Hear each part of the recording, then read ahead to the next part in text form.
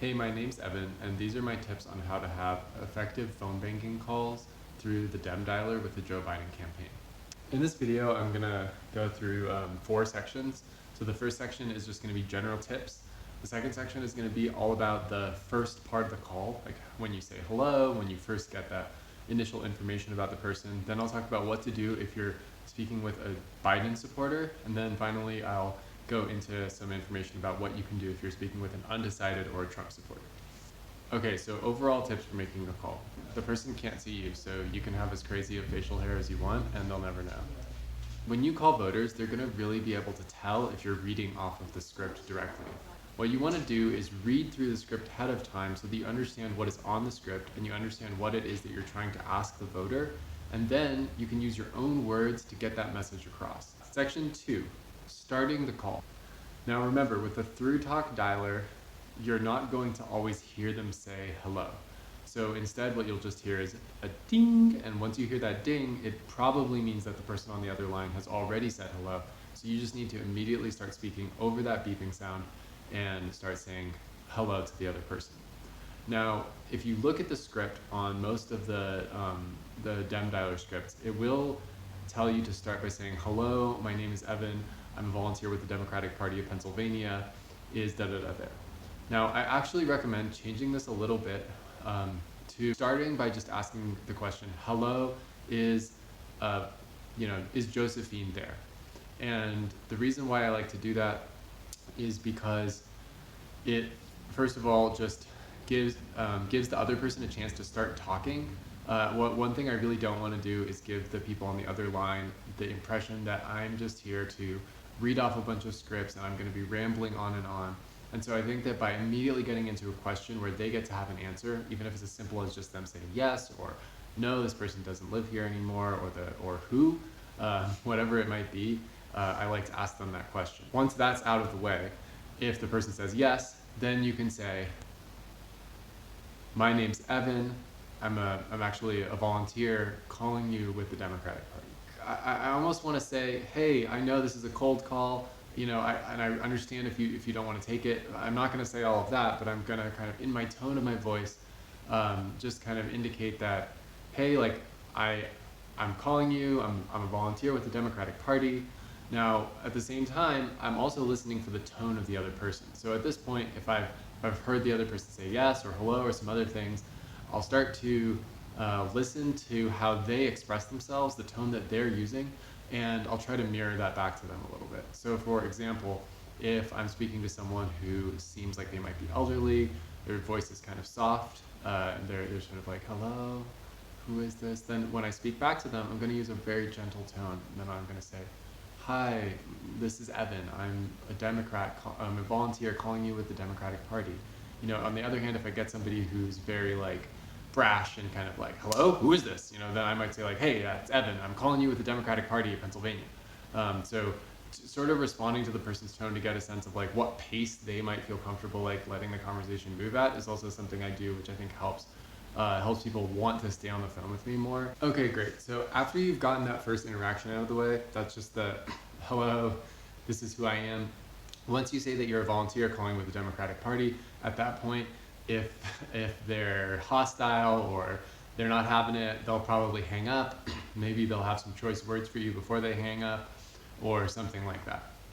If they are open to it, what I often find is actually that they pause for a moment. There's a moment where they're kind of deciding whether they want to talk to you or not. But usually then they'll finally say something like, okay, or yes. And if they say something like that, you're in. And what I like to say after that is something like, okay, this is just a quick call. I just have a couple of questions about voting. But before we get into that, I just wanted to ask, how are you doing today?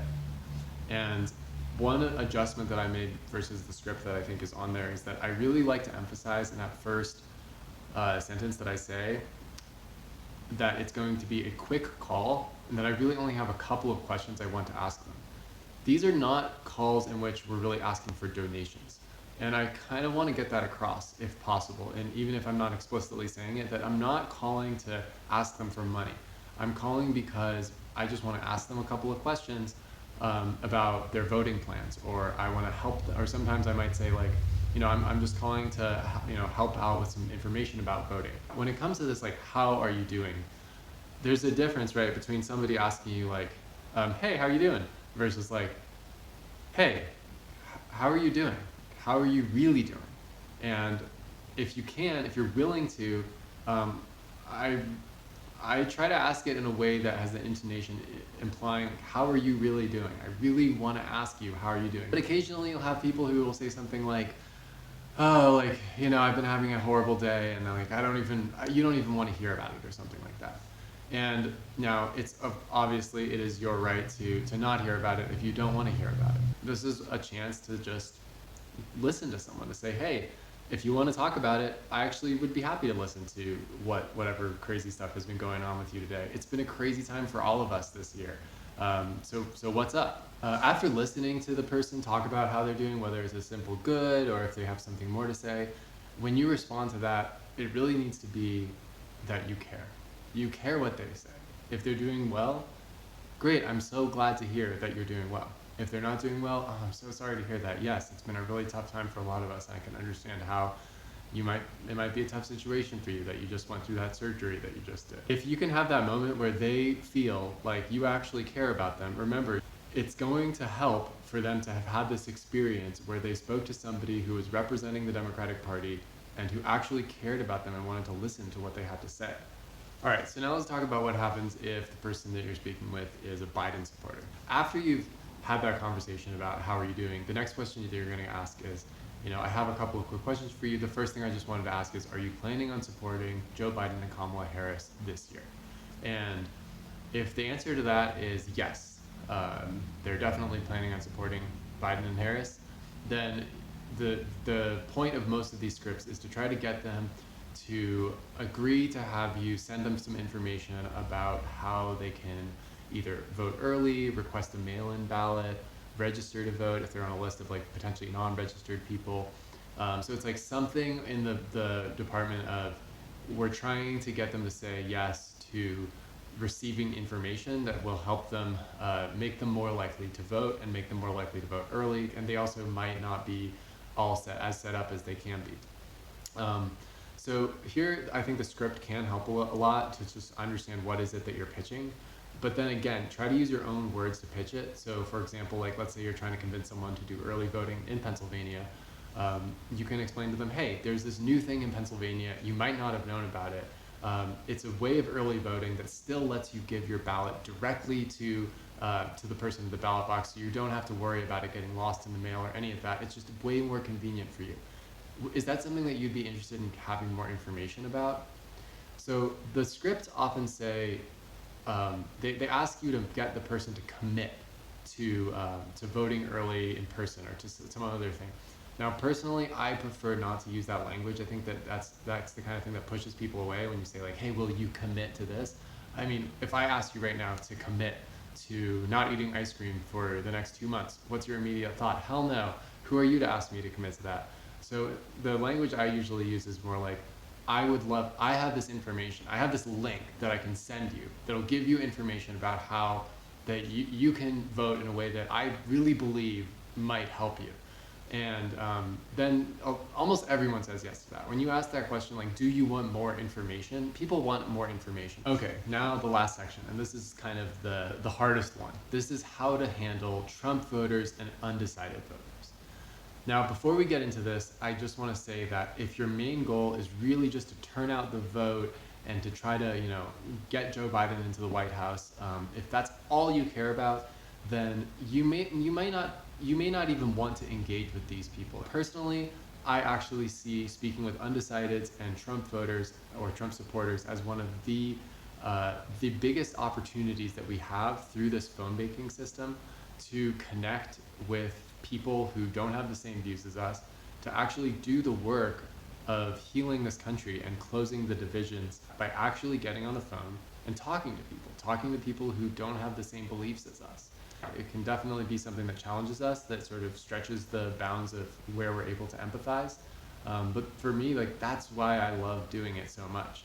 Now, for anyone I'm talking to, I always want to take the opportunity, if it presents itself, to just have an open conversation with the person about how they're feeling about the current political situation. The question that I don't like to ask, which is the question that's on the script, is what issues are most important to you?